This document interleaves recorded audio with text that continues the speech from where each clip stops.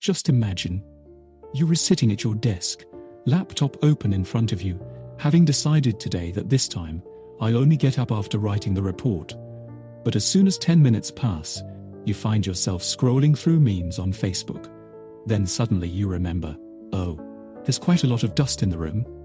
And you pick up the broom and start cleaning. Just to say hi, outsiders might laugh. But for those who experience this daily, it's no joke.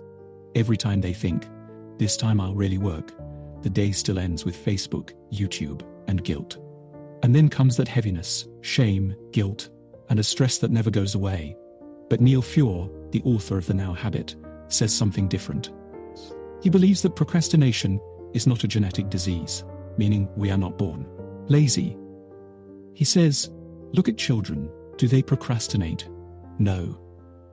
Children do exactly what they enjoy. Procrastination is a learned habit, which is gradually taught to us in schools, in our families, and in offices. But if something can be learned, it can also be unlearned. In this book, Neil gives us a new perspective and some simple tools, with which we can not only get rid of procrastination, but also enjoy guilt-free play.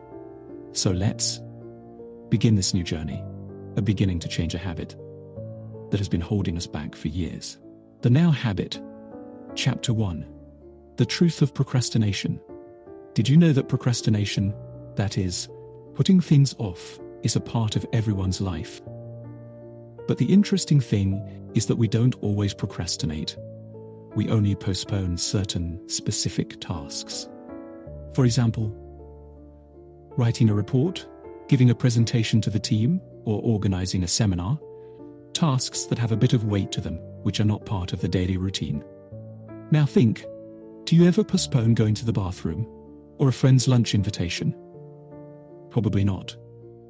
But as soon as it comes to that big heavy task, which is both important and tedious, we start to back away. Neil Fiore says that most of the tasks we run away from have 3 specific things in common. First, we want to perfect that task, in our own expectations and in the eyes of others. That is, we don't want to fail. Second, that task seems boring. We simply don't feel like starting it, creating the first slide, or writing the first slide, or writing the first page. It's like an uphill battle, third and most tricky.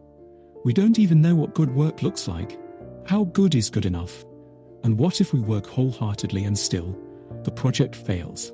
This is where the mental conflict begins. 2 paths lie ahead. 1. Either start the work and face the boredom, pressure, and fear of failure. 2. Or postpone the work and feel temporarily safe. And most of us choose the second path. Why? Because it starts to feel like by procrastinating, we can avoid the boring work and the fear of failure. Yes, it gives temporary relief. But this relief, like a poison, slowly seeps within.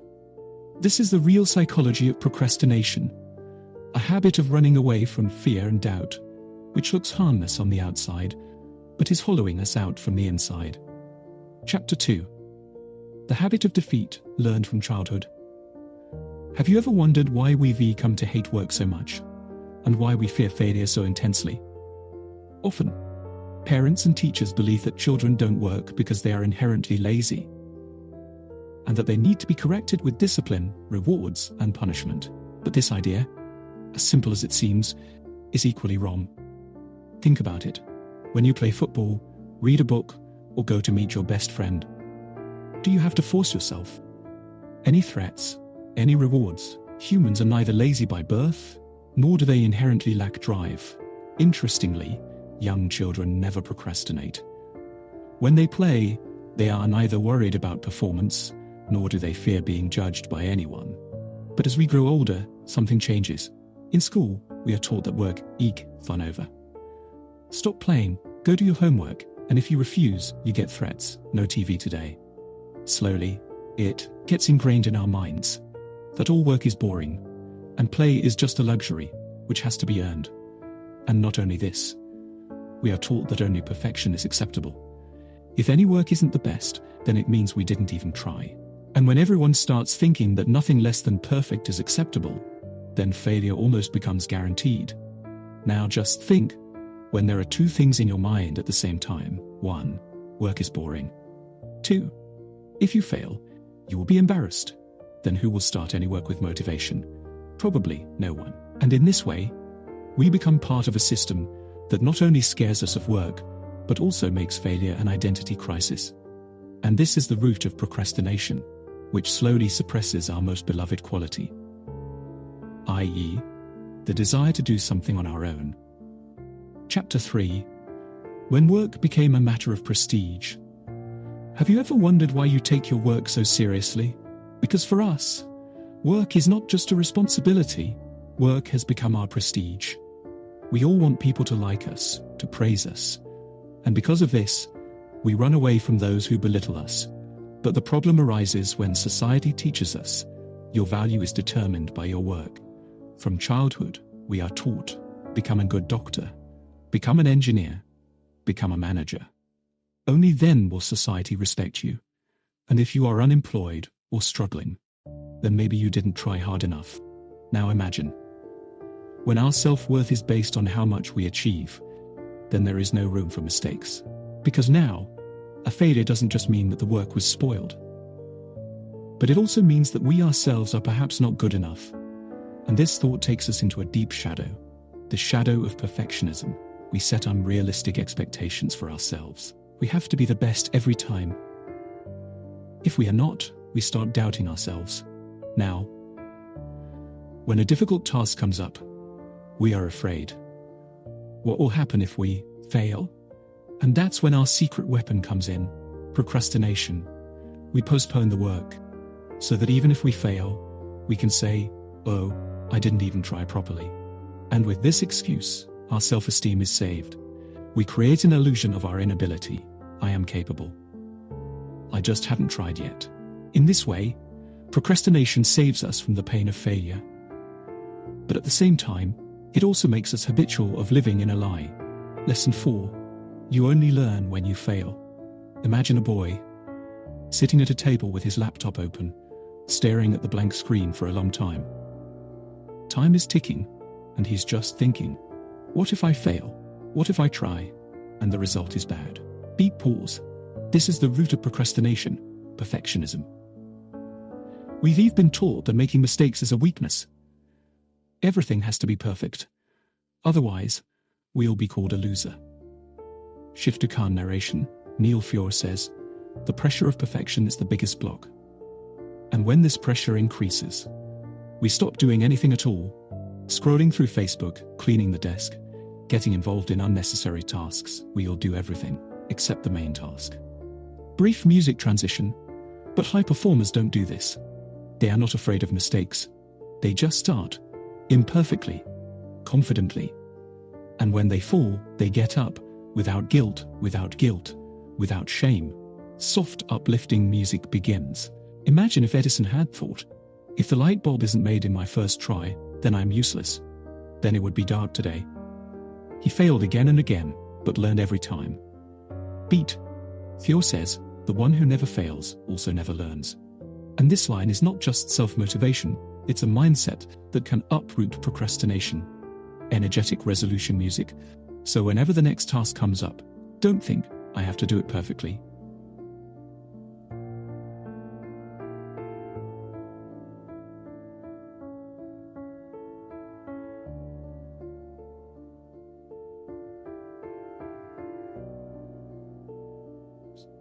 Lesson 5.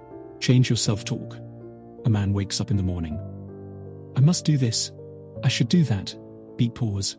These lines might sound like they were about work. But what do they actually say? I don't want to do this.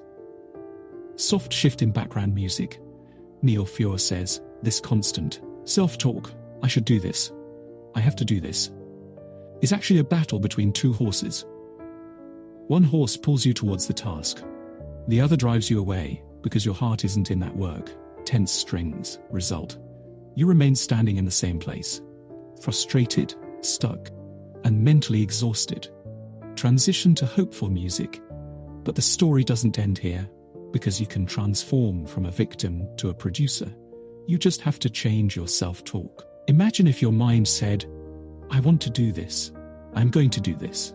I have decided. When can I start? Then both horses run in the same direction. At full speed, without any struggle, energetic uplifting music begins. A producer is someone who not only does the work, but also does it with ownership. He has this clarity within him. What do I want? And when will I start? Brief pause. So, the next time work comes up, don't think, I have to do it. Think, when do I start? Beat. Because when your energy is focused in one direction, then not only will you complete the tasks, but you will also proudly create them. Lesson 6. Relax and play in life. Imagine there's a man with a mountain of work in front of him. He constantly feels like, oh man, there's so much left to do.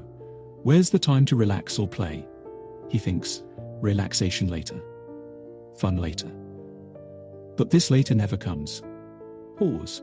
And then slowly, the heaviness of guilt mixes into the music. Every time he postpones work, he places a new brick of guilt on his head. A guilt that says, you replaying, you were supposed to work. And this guilt then eats away at his energy. Shift to realization tone. Slightly hopeful. Neil Fiore says, there isn't much difference between a procrastinator and a workaholic. Both always feel like they don't have time to rest. But have you ever wondered how those we call high performers are so productive? Energetic music cue. Simple. Because they make guilt-free relaxation a part of their productivity. Yes, rest, play, fun, family time, vacations. These are also a part of success. They know that fun after work is essential. They say to themselves, if I complete this task, then I'll watch Netflix guilt-free. Or I'll relax completely on the weekend because I've worked incredibly hard all week. Beat pause. This strategy is a mind hack. If we know that fun is waiting for us, it becomes easier to start difficult tasks. Soft uplifting tone, so the next time guilt comes, when the mind says, this isn't the time for fun. Then calmly reply to it, I am having fun because I need to recharge myself for productivity, because those who don't recharge themselves eventually burn themselves out. Lesson 7. Break it down into small pieces. Imagine you have a huge task in front of you, writing a report or learning a new skill, but you repeatedly open the document, then close it, then close it, then open Facebook, then start cleaning the kitchen, then open the document again and close it again. This cycle continues. But why? Ultimately, pause. Prompting thought, because the task seems so large that only one thought comes to mind. How will I ever do this? The task appears so vague and distant that you don't even feel like starting. Shift in tone, thoughtful to insightful. Neil Fiore says, when a goal is very distant or blurry, like I want to master the piano someday, or I want to get a great degree, motivation automatically drops. Why? Because there's no small victory, no reward in between such goals. Now shift to an upbeat and actionable tone. But what's the solution to this? Simple. Break it down. Yes, divide your work into small bite-sized parts. Tasks that can be done in less than 30 minutes. For example, don't think of the 1,000 pages of War and Peace. Just read for half an hour today. That's it. Cheerful, motivating beat. Because when we complete a small task, we get a dopamine hit of achievement. And this becomes the next wave of motivation. And if you give yourself a small reward after that small task, like a cup of coffee, or a 10-minute walk, then the brain will want to do that work again. This trick makes the work easy and doable. Lesson 8. Try unscheduling. Imagine your Monday begins, to-do list ready, tasks filled up.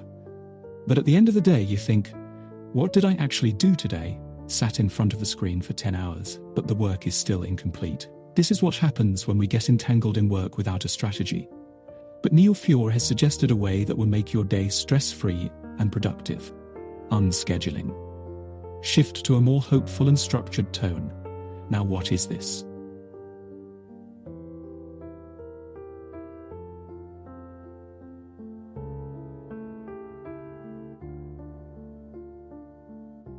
But according to Relax, yes, you heard right, First, schedule your fun, lunch with friends, evening walk, movie night, gym.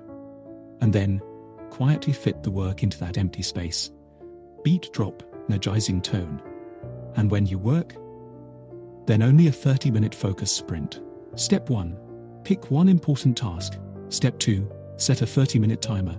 Step 3. Immerse yourself completely in that work without any distraction. As soon as the timer ends, record that sprint in your work hours account. Cheerful, almost playful music in the background. And guess what? After every 30-minute sprint, you can enjoy your relaxation guilt-free. Because you have earned the work first. Now the mind gets 2 messages. 1. Life isn't just work. Fun and peace are also a part of your schedule. 2. Time is limited. So better use it wisely and with full focus. Shift to an inspiring narrator tone. In this way, you will do your work without getting bored, without pressure. And you will also recharge yourself. Because true productivity never comes from force. It comes from balance. Lesson 9. Take help of paper and pen. Imagine you sit down with focus, laptop on, coffee ready, and then a powerful idea pops into your head.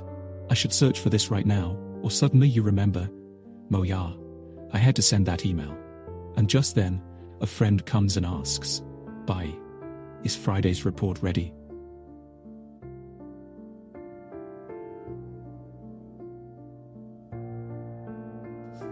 And just like that, your focus vanishes. These distractions seem harmless, but in reality, they are soft procrastination, i.e., excuses that subtly take you away from work.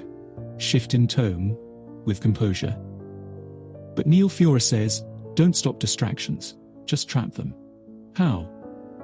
Just keep a paper or notebook with you. Whenever any random idea, urgent task, or a friend's diverts your attention, write it down on that paper immediately. Tone with urgency, don't debate, don't pause, don't act on it. Just write and get back to your work. Brief, hopeful tone shift when the task is finished. Then look at that distraction list. Then you'll realize 90% of the things weren't as important as they seemed at that moment. Beat drop, clarity with calmness. Distractions will come. That's for sure. But your response will define your productivity. So next time, when the mind wanders, catch it, write it down, and then get back to the mission. Final summary. Have just heard the summary of Neil Fiore's book, The Now Habit, where one thing resonates repeatedly. No one is born lazy. The procrastination we do is actually a result of a negative work attitude learned in childhood. And that which has been learned can also be unlearned, simply by changing the mindset. Soft, hopeful music's well.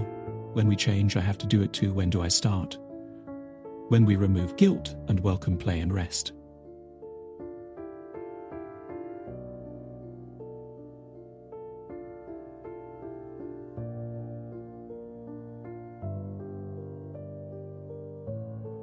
Brief pause.